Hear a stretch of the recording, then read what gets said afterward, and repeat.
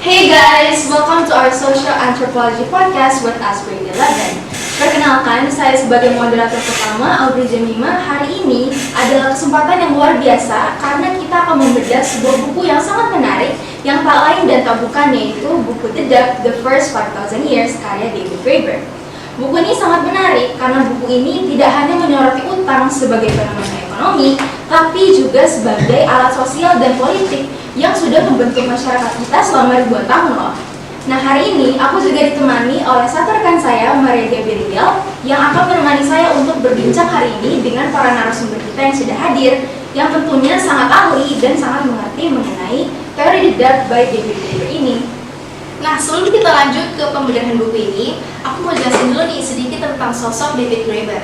Jadi, David Graeber ini adalah seorang antropolog dan aktivis yang terkenal dengan pandangan radikal dan inovatifnya terhadap konsep-konsep ekonomi dan sosial nih guys.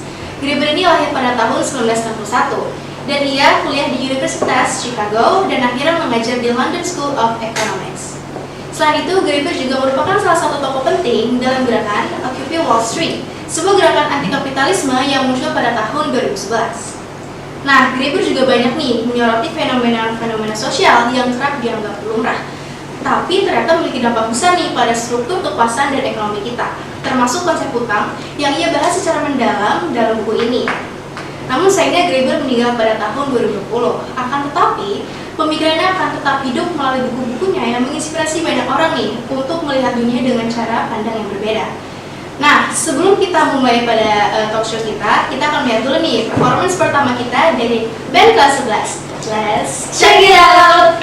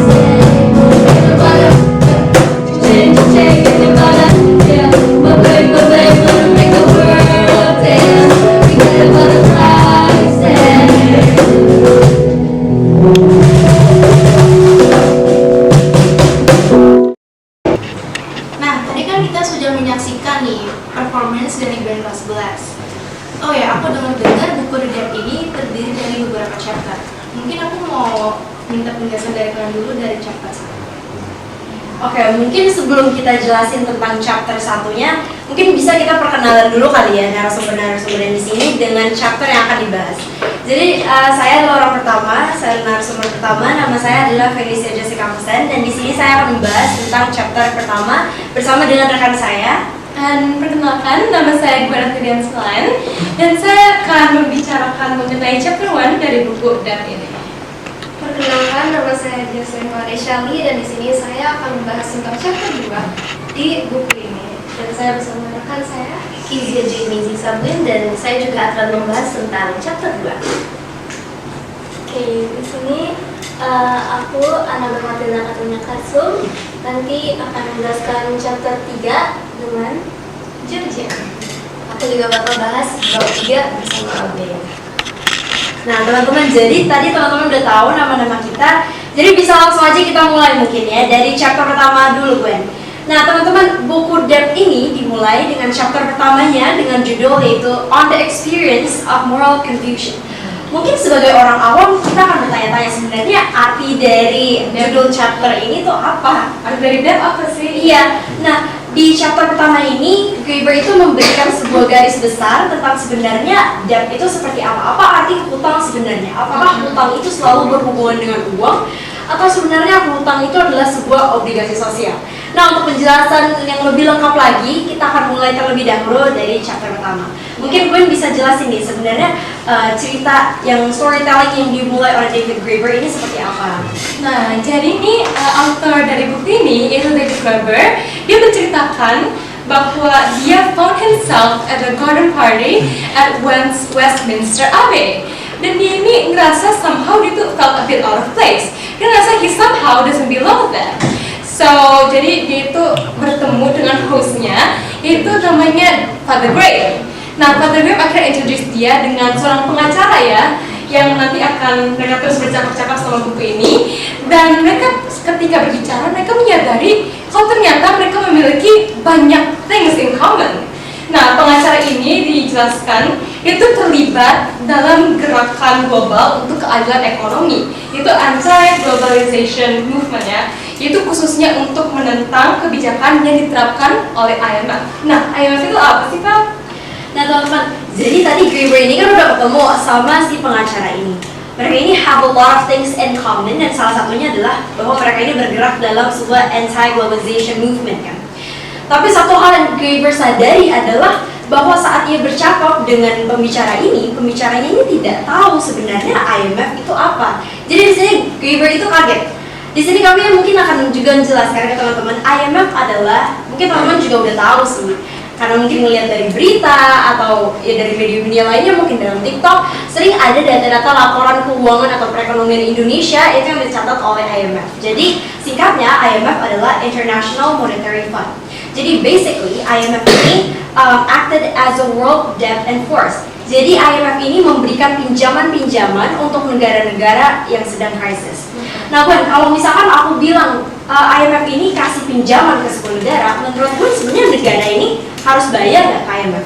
Kan dikasih pinjaman jadi harus balikin dong. Iya. Kan? Tapi gue tahu nggak sih sebenarnya IMF ini jahat tahu teman-teman. IMF yang kasih pinjaman ke negara ini bukannya minta negara untuk baikin dengan cara yang baik, Dia malah kasih itu kan strict condition. iya benar banget teman-teman. Jadi IMF ini kasih kebijakan yang bahkan kalau kita pikirin sekarang itu kayak nggak masuk akal banget. Contohnya nih Gwen, IMF ini pas itu dia ini ada 3 countries yang sangat di-highlight oleh IMF.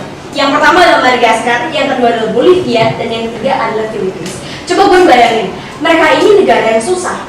IMF kasih pinjaman ke mereka dengan tujuan untuk menolong, tapi malah sebaliknya. 3 negara ini malah jadi sangat terbebani. Kemiskinan ini semakin parah dan juga hancur layanan publiknya. IMF dengan kebijakan yang tidak masuk akal ini membuat ketiga negara yang sebenarnya punya layanan publik yang bagus dalam bidang kesehatan maupun edukasi jadi tidak ada lagi. Coba Bun bayangin sebenarnya itu, apakah itu sebuah society yang we wanna live in? Enggak dong, itu nggak fair dong.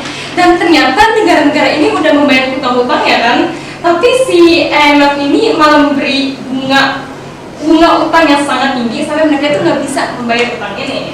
Nah bener banget. Jadi kalau misalnya kita dengar dari penjelasan gue, sebenarnya negara-negara yang berhutang ini sebenarnya dia udah balikin hutangnya. Tapi justru kenapa 3 negara ini masih sangat terbebani adalah karena ada yang namanya bunga, teman-teman. Kalau misalnya teman-teman belajar di ekonomi, bunga adalah sebuah presentasi di mana nih? Kalau misalkan teman-teman, misalkan ya, aku utang 10.000 ke Gwen, tapi Gwen ini setiap bulan mau naikin 50% bunga dari apa yang aku pinjam. Jadi pada bulan selanjutnya aku nggak balikin ke Gwen 10.000, tapi aku harus balikin berapa? 15.000 kayak gitu. Nah, jadi itu merupakan sebuah taktik yang diterapin IMF karena tujuan untuk meningkatkan profit sendiri. Dengan itu, makanya Graeber ini berpendapat kalau IMF ini sebenarnya harusnya kita hapus aja nggak sih? Kita ini terapin sebuah konsep yang dimana dalam Alkitab ini kita pernah belajar tentang suatu hal yang namanya tahun Yobel. Ya, teman-teman tahu nggak sebenarnya tahun Yobel itu kayak gimana konsepnya di Alkitab? Yobel. Pernah dengar nggak? Enggak. Nah, jadi konsep tahun Yobel atau yang bahasa Inggrisnya itu namanya Jubilee. Ini adalah sebuah konsep di mana pada saat kita berhutang itu akan ada tahun-tahun tertentu yang hutang kita ini akan dihapuskan. Gitu. Mungkin ini dalam sisi Kristen akan kita jelaskan lebih dalam lagi, itu dalam chapter 3 ada kaitannya juga ya dengan doa Bapa kami dan lain sebagainya. Tapi mungkin kita bisa lanjut dulu mungkin ya ke bagian kenapa sebenarnya 3 negara ini yang tadi Madagaskar, Bolivia dan juga Philippines ini bisa terjerat dengan hubungan hutang yang sangat membebankan mereka. Gue tahu alasannya kenapa. Nah, alasannya karena kayak gini. Ada sebuah cerita yang mengawalinya. Yang pertama ini pada Madagaskar. Madagaskar ini kenapa dia ini bisa terjerat hutang yang sangat berat? Apa? Karena yang malaria itu kan? Iya benar. Nah itu tuh sebuah bentuk dimana kita bisa melihat kekejaman IMF. Tapi kalau untuk sejarah yang mungkin gue belum tahu, jadi aku bisa jelasin ya. Nah, jadi malaria di Madagaskar ini kan sebuah negara teman-teman. Pastinya semua negara ini dipimpin oleh apa? Pemerintah, iya kan? Nah masalahnya ada pemerintah, ada oknum-oknum jahat yang apa ya? Mereka ini unselected. Tahu nggak artinya apa? Dia nggak dipilih. Iya, kan? Leadersnya nggak dipilih. Leadersnya nggak dipilih. Tapi dia malah hutang ke IMF gitu. Nah jadi leaders yang nggak pilih ini malah membebankan negaranya. Dia utang ke IMF. Pada akhirnya IMF ini terapin kebijakan-kebijakan yang tidak masuk akal. Madagaskar. Iya, dan pada akhirnya yang kena imbasnya siapa? Leadersnya. Bukan, tapi malah rakyatnya justru. Nah bener banget teman-teman, itu juga merupakan alasan kenapa menurut Graeber utang itu nggak masuk akal. Dan untuk 3 negara ini pastinya sangat sedih karena warga-warganya mereka ini the innocent one gitu. Mereka yang nggak ngelakuin apa-apa. Iya, pemerintah yang tadi jahat. Malah imbasnya kenanya ke masyarakat. Iya bener banget. Apalagi ya di malaria itu kan, karena di cut healthcare-nya justru malah makin banyak mati. Terus kayak orang-orang yang tertinggal ya gitu. Iya, dan aku sempat baca juga kalau di malaria itu bisa sampai ada 30.000 orang yang meninggal. Iya bener banget. Oke, nah teman-teman, jadi tadi kan kita udah jelasin nih, sebenarnya 3 negara ini kan mereka ini udah bayar kembali utangnya. Tapi karena apa? Karena ada compound interest, ada bunga yang sangat membebankan. Pada akhirnya utang ini nggak pernah selesai, gitu. Dan di sini juga dijelasin, di bukunya juga dijelasin kalau kenapa ada sebuah bentuk perjanjian, ada sebuah bentuk kebijakan yang diterapin oleh IMF ini, karena IMF ini mendesain kebijakan mereka ini sesuai dengan negara-negara barat. Seperti yang kita tahu ya teman-teman, negara-negara the Western countries ini kan negara-negara yang kaya kan, yang memegang perekonomian dunia. Pastinya nggak sesuai dong sama 3 negara ini yang bisa kita sebut negara-negara yang kurang kaya, mungkin kurang miskin, ya bener banget. Jadi pembayaran hutang maksa pakai syarat yang ketat yang didesain oleh negara kaya. Jadi nggak sesuai dengan prinsip-prinsip yang ada di negara miskin, dan ini pastinya tidak adil. Karena dengan mengikuti kebijakan pastinya akan ada banyak sekali yang dirugikan seperti itu. Ya, dan mungkin tadi kan yang sedikit tentang 3 negara itu. Sekarang mungkin kita akan jelasin tentang yang creditors dan juga debtors. Ini nggak mau menjelaskan tentang stance ceweknya dulu kah? Her opinion about the IMF. Oke.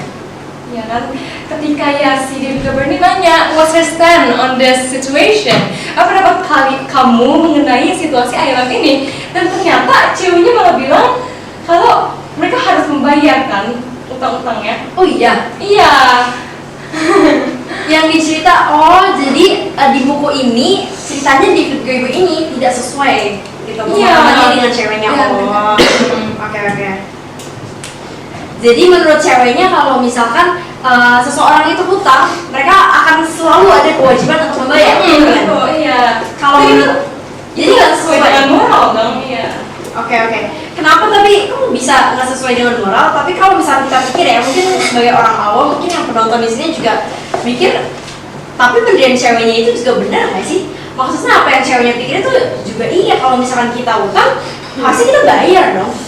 kenapa Graeber tuh punya kayak pandangan lain gitu, apa yang membentuk perspektif si Graeber ini sehingga dia merasa kalau utang ini sebenarnya ya harusnya nggak perlu banget dibayar. Itu kenapa Gwen? Kalau yang saya baca di situasi ini ceritanya para lenders ini mereka memberi utangnya itu nggak mikir dulu nggak sih, kalau bisa dibilang kayak mereka tuh nggak mempertimbangkan dulu kalau yang dia pinjamkan uang ini tidak bisa memberikan uangnya kembali. Dia nggak mempertimbangkan hal tersebut, tapi justru dia langsung kasih aja dengan percuma-cuma, akhirnya malah menyusahkan orang tersebut. Dan juga kalau kita lihat dalam situasi three world countries juga, ya kan yang berutang bukan the society dong, bukan masyarakatnya, tetapi yang berutang justru the unselected reader dong. Jadi itu gak fair dong. Kalau menurut kamu sendiri gimana? Kalau misalkan di bagian itu untuk 3 negara itu aku setuju sih teman-teman, karena ya kembali lagi kalau misalkan aku yang di posisi mereka, Aduh, sorry banget nih guys, tadi ternyata dekat nih. Jadi boleh dilanjut aja kali ya pembahasannya. Tadi udah sampai mana ya? Oke, tadi sorry ya guys, tadi itu kita sempat sampai Gwen. Tapi kita kan mau kayak diskusi lebih lanjut lagi. Itu mungkin sedikit pemaparan yang bisa kita sampaikan. Itu hanya awal dari chapter 1 kita. Nah, di sini mungkin bisa dilanjutin dari chapter 2 dulu. Chapter 2 tuh bahas tentang apa sih, sama awalannya tuh kayak gimana? Oke, boleh? Oke, jadi chapter 2 itu kan judulnya The Myth of Barter. Jadi secara sekilas gitu, itu tentang barter sebenarnya tuh ada nggak sih? Emang beneran ada sebelum terjadinya ada uang, alat penukar, atau emang gitu? Ya sebenarnya kita ini apalagi kalau kelas 11 kan, kita di ekonomi itu pasti diajarin nih di semua sekolah di Indonesia, pasti diajarin nih kalau ekonomi itu punya a history of money. Kita pasti diajarin dong kan, the history of money. Terus kayak di history of money itu ada dijelasin dong awalnya di masyarakat primitif itu dilakukan barter, tukaran gitu kan. Nah terus setelah barter karena mungkin rumit jadi dapat tuh money, dia jadi duit dong. Nah terus setelah ada duit baru nih ada sistem kredit, kayak ada kredit gitu. Nah tapi ya lanjut. Nah jadi tapi di sini Graeber ini bingung nih, kenapa sih kita selama ini itu mengutamakan uang mulu? Kenapa sih kita yang kita pikirin tuh selalu uang? Kenapa? Karena itu cuma kertas doang kan? Iya. Kertas yang kilometer kerja udah hilang, nggak ada value-nya, gitu kan? Nah, kenapa gitu? Karena kita selama ini selalu diajarin di ekonomi untuk mentingin uang. Kita diajarin di ekonomi tentang uang. Ya makanya masyarakat punya persepsi yang sangat mengutamakan uang gitu. Nah, padahal yang harus kita mentingin saat ini itu apa sih? Apakah beneran uang yang harus dipentingin? Nah, makanya kita sekarang mau bahas tentang debt. Ternyata yang kita harus pentingin saat ini itu debt gitu. Makanya nanti kita bakal bahas lebih lanjut lagi tentang sebenarnya kenapa sih debt ini penting banget nih. Sebenarnya yang ada di zaman primitif itu debt atau uang sih gitu ya. Kalau misalkan dari chapter 3 gimana? Jadi di chapter 3 ini judulnya Primordial Debt. Nah, pertama mungkin kita harus tahu dulu primordial itu apa sih? Tahu nggak sih? Tahu jelasin ya. Jadi primordial itu artinya something that is ancient. Jadi ini itu awal-awal banget. Jadi di sini si Graeber ini dia itu ngebahas soal awal-awal dari utang itu dari mana sih, gitu kan?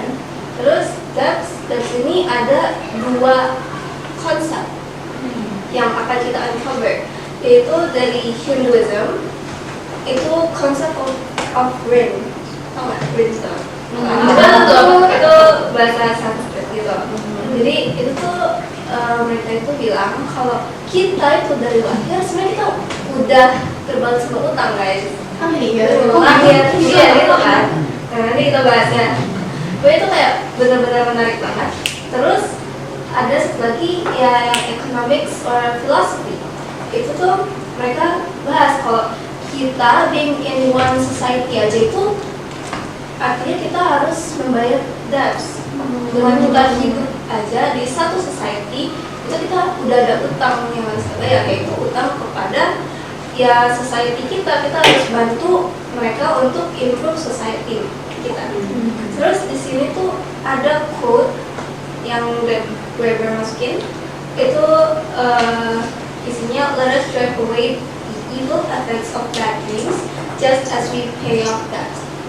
Jadi di sini tuh nunjukin kalau utang itu adalah universal concept. Jadi bukan antar manusia doang yang kayak aku pinjam uang ke kamu terus nanti aku harus balikin gitu kan. Tapi sebenarnya utang itu lebih dari itu. Itu bisa kayak antara kita dengan Tuhan dan lain-lain. Ada dari Georgia. Aduh, sorry banget, ternyata kekat lagi guys. Boleh lanjut. Udah, aku bakal ulang dong. Oke, tadi kan dari mulai sama si AB kan. Tadi aku mau lanjutin aja bahwa kayak kita udah tahu primordial debt itu apa. Tapi kita nggak pernah mikirin tuh yang dari bab 2 lanjutannya yang meta barter. Makanya si antropologis tuh nanya-nanya, money itu sebenarnya apa sih? Apa tuh money? Kan? Nyatanya, ya duit, cepet tahu ya. Money, ya money, tapi ternyata itu bukan sesuatu yang bisa diciptakan kayak matematika, biologi. Itu tuh benar-benar konsep waktu kita lahir. Ya kan waktu kita lahir, disitulah money terciptakan. Itu adalah sebuah ide yang tercantum dalam otak dari manusia. Nah, contohnya ya, pada akhirnya tuh ada seseorang namanya John Maynard Keynes. Nah, dia nih yang menciptakan sebuah ide namanya alternative tradition, alias ini orang gak ada kesibukan dan di bank bacain history orang lain. Dan ternyata dia menemukan sebuah fakta bahwa nyatanya ekonomi itu kayak gini, alias permulaannya itu mulai dari the state, alias dari kita semua masyarakat dulu sebelum ada zaman pemerintahan. Manusia yang kayak oh ya gini ya. Tapi akhirnya tuh menjadi sebuah social contract, alias kayak oh jadi ada it's a deal guys, it's a deal. Jadinya kayak gitu. Dari awalnya mulai dari masyarakat, dari society doang tanpa pemerintah, itu menjadi sebuah agreement, ada payment ya. Itu berjalan sampai berabad-abad, terus akhirnya tuh jadi di-edit dictionary-nya. Alias selama kelamaan baru ada konsep baru masuk yaitu capitalis. Dan itulah dimana kepemerintahan itu jadi masuk. Nah, itu yang dimana kita berada sekarang, dimana ekonomi kita itu ada yang pegang di atas kita semua, yaitu adalah pemerintah. Memang dari awalnya mulainya dari kita semua. Tapi kalau seandainya udah berabad-abad berjalan, akhirnya ke siapa ada pemerintah juga yang bertanggung jawab. Jadi, yang si John Maynard ini bilang bahwa money itu kredit dan the bank creates money, alias kita tuh